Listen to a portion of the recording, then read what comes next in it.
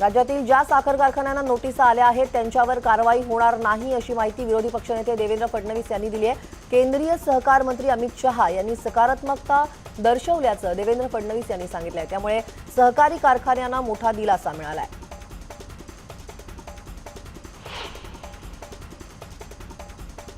भाजपा प्रदेशाध्यक्ष चंद्रकांत पाटील यांनी ईडीच्या कारवाईबाबत भाष्य करत काँग्रेसचे नेते अशोक चव्हाण यांचं नाव न घेता टोला लगावला।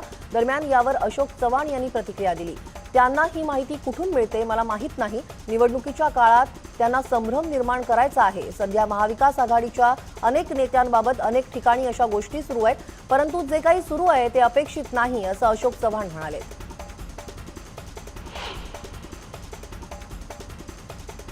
ईडीची पुढची कारवाई नांदेडला होणार असल्याचे संकेत भाजपा प्रदेशाध्यक्ष चंद्रकांत पाटील यांनी दिले होते। माझ्या हसण्यावरून समजून जा असंही ते म्हणाले होते। आता पुन्हा त्यांनी एक गौप्यस्फोट केलाय। माझ्या सूचक हास्यानंतर आता मी असं म्हणतो, येत्या 26 किंवा 27 तारखेला किरीट सोमय्या नांदेडला येणार आहेत। करा आता मोठी बातमी असं पाटील म्हणाले। ईडीच्या कारवायांबाबत तुम्हाला कसं कळतं असं अशोक चव्हाण यांनी विचारलं। त्यावर मी अंतर्ज्ञानी असल्याचं पाटील म्हणाले।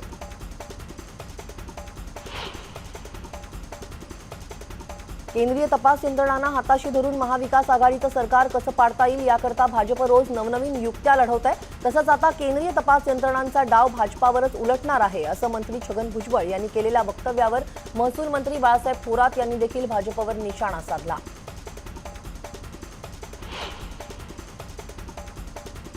भाजपचे आमदार अतुल भातखळकर यांनी पुन्हा एकदा महाविकास आघाडीवर निशाणा साधलाय। सप्टेंबर महिन्यात होणाऱ्या आरोग्य विभागाच्या परीक्षा ऐनवेळी रद्द करून 8.5 लाखांपेक्षा जास्त विद्यार्थ्यांना वेठीस धरण्याच्या महापापाची पुनरावृत्ती करण्याचं काम महाविकास आघाडी सरकारनं केलं असून 24 ऑक्टोबर रोजीच्या परीक्षेच्या सुट्ट्यांचा बट्ट्याबोळ झालाय। त्यामुळे राज्यातील युवकांना वेठीस धरणं कधी थांबणार असा खडा सवाल आमदार अतुल भातखळकर यांनी केलाय। राज्य सरकार पाडण्याच्या मुद्द्यावरून पंकजा मुंडे यांनी स्वपक्षाला टोले लगावले होते। त्यामुळे पंकजा पक्षावर नाराज असल्याच्या चर्चा रंगल्या होत्या। मात्र त्या पक्षावर नाराज नसल्याचा दावा केंद्रीय राज्यमंत्री भागवत कराड यांनी केला। देगलूर विधानसभेच्या पोटनिवडणुकीसाठी कराड नांदेडमध्ये असताना ते माध्यमांशी बोलत होते।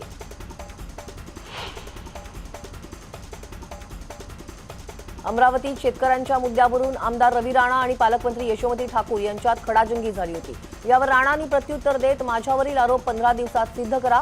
आरोप सिद्ध झाल्यास मी आमदारकीचा राजीनामा देतो, तर आरोप सिद्ध न झाल्यास तुम्ही मंत्रिपदाचा राजीनामा द्या असं खुलं आवाहन यशोमती ठाकूर यांना दिलंय।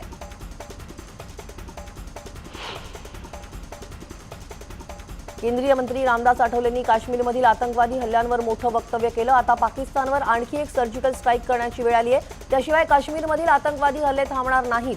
हे हल्ले थांबले नाहीत तर पाकिस्तानसोबत एकदा आरपारची लढाई करावीच लागेल। मी तिथे गेलेलो तेव्हा तिथले लोक 370 कलम हटवण्याच्या निर्णयाचं स्वागत करतायत। त्यामुळे भारत पाकची क्रिकेट मॅच होऊ नये असं माझं वैयक्तिक मत आहे असं आठवले म्हणाले।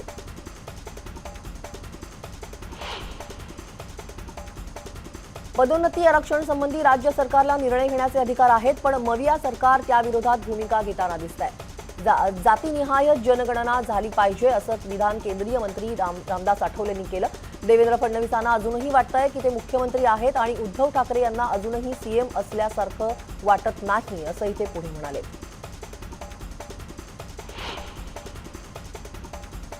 भाजपच्या प्रदेशाध्यक्षा चित्रा वाघ यांनी मुंबई महानगरपालिकेवर ट्विट करत निशाणा साधला। मुंबईत 25,000 कोटींचे रस्ते बनले, पण रस्ते कोणते आहेत, खड्डे कुठे बुजवले, कंत्राटदार कोण आहेत याचा तपशील बीएमसीनं मांडलाच नाही। 100 कोटींचा घोटाळा बाहेर आला तर गृहमंत्री गायब झाले। आता 25,000 कोटींचा घोटाळा बाहेर आलाय, आता नंबर कुणाचा असं ट्विट त्यांनी केलंय।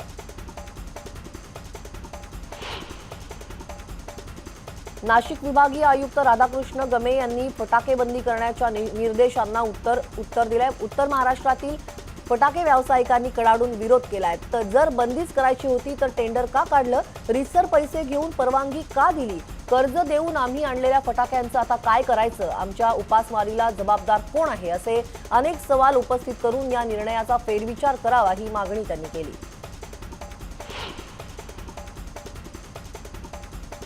भाजपा आमदार राम कदम यांनी पुन्हा एकदा महाविकास आघाडीवर निशाणा साधला। प्रत्येक वेळेस कोणतं तरी कारण काढत हिंदू सण आले की बंधनं महाविकास आघाडी घालताय। प्रदूषण जास्त होणार, त्यामुळे फटाकेबंदी ठीक आहे, मात्र सरसकट बंदी योग्य नाही असं वक्तव्य भाजपा प्रवक्ते राम कदम यांनी केलं.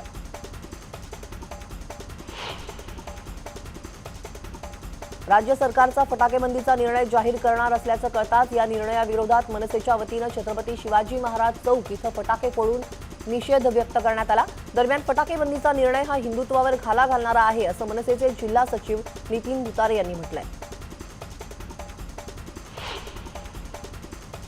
पुण्यात काँग्रेसनं इंधन दरवाढी विरोधात बाईक बेचो आंदोलन केलं. तसंच गॅस दरवाढी विरोधात चुलीवर भाकऱ्या थापून मोदी सरकारचा निषेध केला. या आंदोलनादरम्यान महिला काँग्रेस कार्यकर्त्यांनी रस्त्यावरच चुली मांडून स्वयंपाकही केला. तर पक्ष कार्यकर्त्यांनी महागाईची दिवाळी साजरी करत आपल्या टू व्हीलर्स विक्रीसाठी ठेवल्या होत्या. यावेळी मोदी सरकार विरोधात जोरदार घोषणाबाजी करण्यात आली. महाराष्ट्र राज्य माध्यमिक आणि उच्च माध्यमिक शिक्षण मंडळाच्या सप्टेंबर-ऑक्टोबर 2021 मध्ये घेण्यात आलेल्या इयत्ता 10वी आणि 12वीच्या पुरवणी परीक्षेचा निकाल आज जाहीर होणार आहे. बुधवार 20 ऑक्टोबर 2021 म्हणजेच आज दुपारी 1 वाजता हा निकाल जाहीर होणार आहे. राज्य शासनाच्या सार्वजनिक आरोग्य विभागाच्या वतीनं गट क आणि ड संवर्गातील पदभरतीसाठी 24 आणि 31 ऑक्टोबर 2021 रोजी परीक्षा होणार आहे. परीक्षा अतिशय नियोजनबद्ध पद्धतीने व्हाव्यात यासाठी राज्यस्तरीय निरीक्षक म्हणून उपसंचालक दर्जाच्या अधिकाऱ्यांची 8 परिमंडळासाठी नियुक्ती करण्यात आली आहे. हे अधिकारी संबंधित परिमंडळासाठी संपर्क अधिकारी म्हणून काम करतील. आरोग्य सेवा संचालक डॉक्टर अर्चना पाटील यांनी याबाबतचे आदेश जारी केलेत.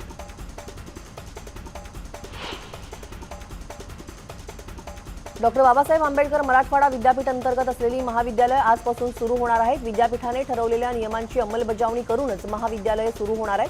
त्यामुळे अनेक महाविद्यालयात कोरोना नियमावलीचं पालन करत तयारी सुरू करण्यात आली आहे.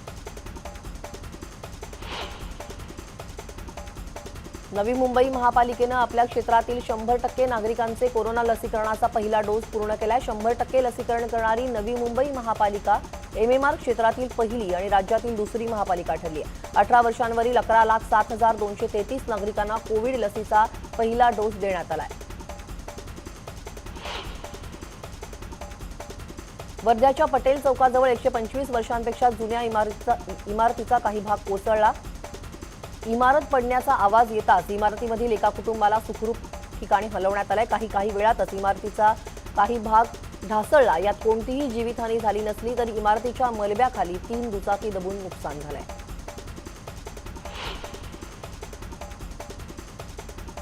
आर्थिक गुंतवणूक करून झटपट पैसे कमवता यावे यामुळे अनेक जण शेअर मार्केटमध्ये गुंतवणूक करत असतात. मात्र या शेअर मार्केटमध्ये डब्बा ट्रेडिंग होत असल्याचा धक्कादायक प्रकार उघडकीस आलाय. पिंपरी चिंचवड पोलिसांनी शेअर मार्केटमध्ये अशाच प्रकारे डब्बा ट्रेडिंग करणाऱ्या 3 ठिकाणावर धाड टाकत शेअर मार्केट डब्बा ट्रेडिंगचा भांडाफोड केला. डब्बा ट्रेडिंग करणाऱ्या आरोपींकडून पिंपरी पोलिसांनी 1,20,000 रुपयांची रोख रक्कम आणि 15 मोबाईल फोन जप्त केले.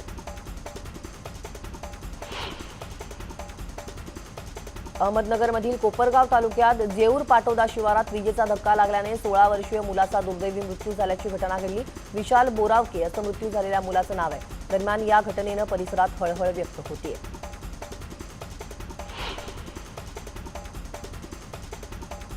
मागील आठवड्यात बिबेवाडीत एकतर्फी प्रेमातून एका मुलीची हत्या करणाऱ्या नराधमाला कठोर शिक्षा व्हावी याकरता पुण्यातील विविध पक्षातील महिलांनी शिवाजीनगर कोर्टासमोर आंदोलन केलं. मात्र पोलिसांनी आरोपीला कठोर शिक्षा देण्याबद्दल न्यायालयासमोर सुनावणी सुरू असल्याचं स्पष्ट केलं. यावेळी महिलांनी घोषणा देऊन पुणे पोलिसांनी महिला मुली यांच्या सुरक्षेबाबत लवकरात लवकर कठोर पावलं उचलून अशा वृत्तीला आळा घालावा अशी मागणी काँग्रेसच्या नेत्या संगीता तिवारी, पुणे मनसे शहर महिला अध्यक्षा रुपाली ठोंबरे पाटील यांनी केली आहे. मुंबईच्या कांदिवली परिसरात दुकानातून दागिन्यांची चोरी करण्याआधीच फिल्मी स्टाईलने एका चोराला पकडण्यात कांदिवली पोलिसांना यश आलं. चोर आणि पोलिसांमध्ये यावेळी धडपकड झाली. ही संपूर्ण घटना CCTVमध्ये कैद झाली आहे.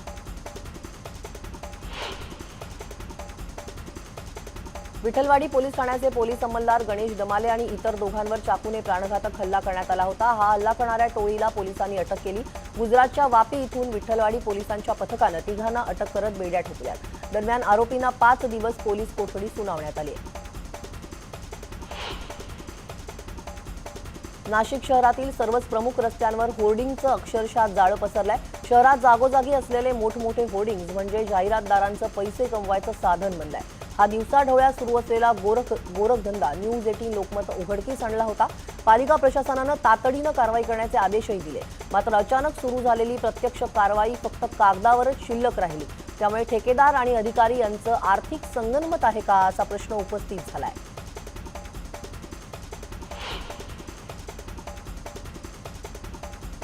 गोव्यातून आयशर टेम्पोद्वारे बनावटीची तब्बल 26 लाखांची दारू सोलापूर राज्य उत्पादन शुल्क विभागानं पकडली। गोव्यावरून ही दारू बीडमध्ये नेली जात होती, त्यावेळी ही कारवाई करण्यात आली। यामध्ये 4 आरोपींना अटक करण्यात आली असून एक आयशर टेम्पो आणि कारसह दारूचे 190 बॉक्स जप्त करण्यात आले। वाशिम जिल्ह्याच्या रिसोड शहरात चोरीच्या घटनांमध्ये वाढ होताना पाहायला मिळते। शहरातील बस स्टँड परिसरातील 4 दुकानं मध्यरात्रीच्या सुमारास फोडून 1.25 लाखांच्या बॅटरीसह इतर साहित्य चोरट्यांनी लंपास केल्याची घटना घडली आहे। रिसोड शहरातल्या चोरीच्या घटना वाढत असल्याने नागरिकांमध्ये भीतीचं वातावरण पसरलंय। पत्नीशी भांडण झाल्यानं स्वतःचं घर जाळताना आजूबाजूची 10 घरही जळून खाक झाल्याची घटना साताऱ्यात घडली आहे। सातारा जिल्ह्यातील पाटण तालुक्यातील माझगाव इथं हा प्रकार घडला। या घटनेत सुमारे 50 लाख रुपयांहून अधिकचं नुकसान झालं। पोलिसांनी संबंधित पतीवर गुन्हा दाखल केलाय। विरार पूर्वेतील भाटपाडा परिसरात दुचाकी आणि टँकरचा भीषण अपघात झाल्याची घटना घडली। या अपघातात दोघांचा जागीच मृत्यू झाला, तर एक जण गंभीर जखमी असून रुग्णालयात त्याला दाखल करण्यात आलं।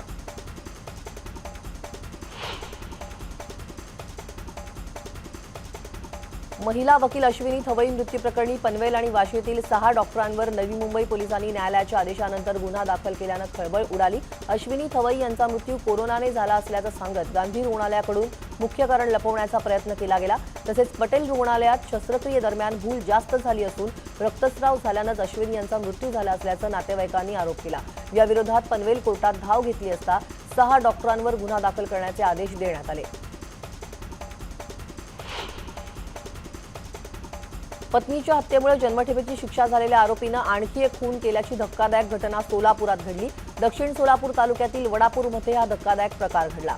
हत्येमागे चारित्र्याविषयी संशय हेच कारण असल्याची माहिती समोर आली आहे। आमसिद्ध पुजारी असं या आरोपीचं नाव आहे। त्याला पोलिसांनी अटक केली आहे।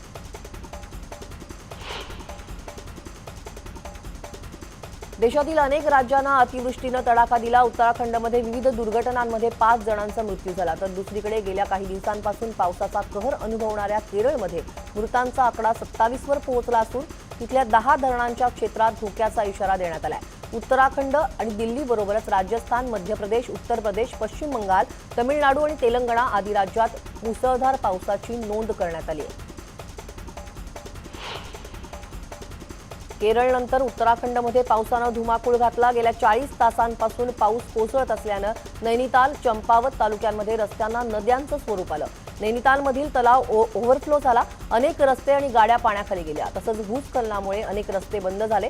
उत्तराखंडमधील चारधाम यात्राही रोखण्यात आली आहे। उत्तराखंडात भूस्खलन आणि नद्यांजवळच्या भागाला पुराचा धोका निर्माण झालाय।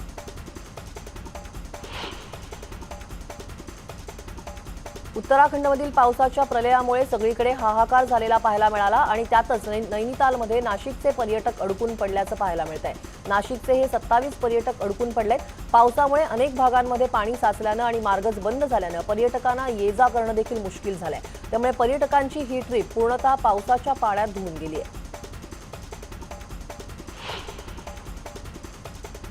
शेती जगतातील घडामोडी पाहूयात। यवतमाळ जिल्ह्यात गेल्या 4 दिवसांपासून सुरू असलेल्या परतीच्या पावसानं शेतकऱ्यांच्या पिकांचं अतोनात नुकसान झालंय। उभ्या पिकात जवळपास 2 ते 3 फूट पाणी साचल्यानं शेतकऱ्यांचं कंबरडच मोडलंय। त्यामुळे शेतकरी हैराण झाले असून सरकारकडून मदतीची याचना करतायत।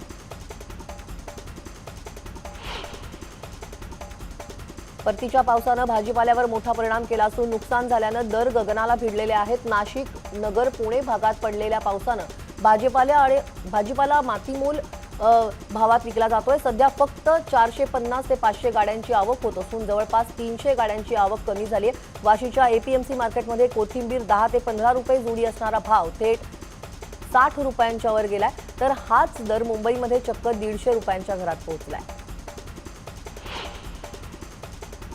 पीक विमा कंपनीला शेतकऱ्यांनी दिलेले तक्रारीचे फॉर्म उसाच्या एका शेतात फेकून देण्यात आल्याचा प्रकार नांदेडमधील नायगाव तालुक्यातील अंतरगाव शिवारात घडला। पंचनामा करण्यासाठी पीक विमा कंपनीच्या प्रतिनिधींनी बाधित शेतकऱ्यांच्या पिकाचे तक्रार फॉर्म भरून घेतले होते। विमा कंपनीच्या लोकांनी एकूण 1246 शेतकऱ्यांकडून पैसे देखील वसूल केल्यानंतर हे सर्व फॉर्म उसाच्या एका शेतात आढळल्यानं परिसरात खळबळ उडाली। नांदेडमध्ये पीक विमा फॉर्म शेतात फेकून देण्यात आल्याची बातमी न्यूज 18 लोकमध्ये दाखवताच कृषी विभागानं दखल घेतली। शेतकऱ्यांचं नुकसान होऊन देणार नाही असं आश्वासन कृषी अधीक्षकांनी दिलं। इतकंच नव्हे तर या प्रकरणाची चौकशी करून संबंधित अधिकाऱ्यांवर कारवाई केली जाईल असंही आश्वासन देण्यात आलं। बीड जिल्ह्यात महावितरणाचा गलथान कारभार पुन्हा एकदा चव्हाट्यावर आलाय। विद्युत तार तुटल्यानं 3 शेतकऱ्यांचा तब्बल 10 एकर ऊस जळून खाक झाला। बीडच्या वडवणी तालुक्यात काडीवडगावमध्ये ही घटना घडली। महावितरणाच्या बेजबाबदारपणामुळे लोंबकळणाऱ्या तारांनी जिल्ह्यातील अनेक शेतकऱ्यांचा ऊस जळून खाक झाला। तरी देखील या महावितरण कंपनीला जाग येत नसल्यानं शेतकऱ्यांमधून संताप व्यक्त केला जातोय। दरम्यान तात्काळ नुकसानग्रस्त ऊसाचे पंचनामे करून नुकसान भरपाई मिळावी, याचबरोबर जिल्ह्यातील लोंबकळणाऱ्या तारा दुरुस्त कराव्यात, अन्यथा मनसे स्टाईल आंदोलन करू असा इशारा मनसे जिल्हाध्यक्ष श्रीराम बदाडे यांनी दिलाय।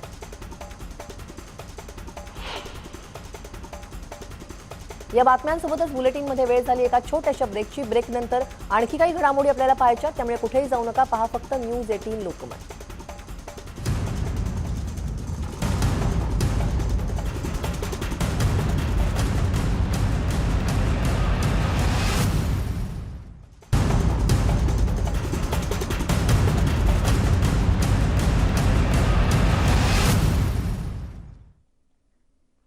ब्रेकनंतर तुमचं पुन्हा एकदा स्वागत। बातमी पाहूयात थोडक्यात। जाऊयात उत्तराखंडमध्ये जोरदार पाऊस सुरू आहे। उत्तराखंडमध्ये झालेल्या विक्रमी पावसामुळे अनेक भागांना भयानक पुराचा कहर सहन करावा लागलाय। यामध्ये 34 लोकांचा मृत्यू झालाय तर अनेक जण अजूनही बेपत्ता आहेत।